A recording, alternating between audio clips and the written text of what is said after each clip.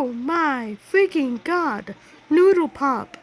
How dare use the studio audience cheering sound effect? You know, it might be directors. Use that sound when the binoculars appears.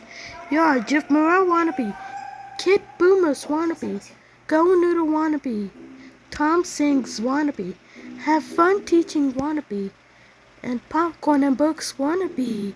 Now you have to use the Cat Empire studio audience cheering sound effect or Hollywood Edge small group of children cheering sound effect. Did you listen to me? No, you use the sound ideas. Children, crowd, small studio audience of children, big cheer, cheering 01. And we cannot believe that use that sound for the Simon Says Savannah edition. If you do this again, I will rage. End of call out.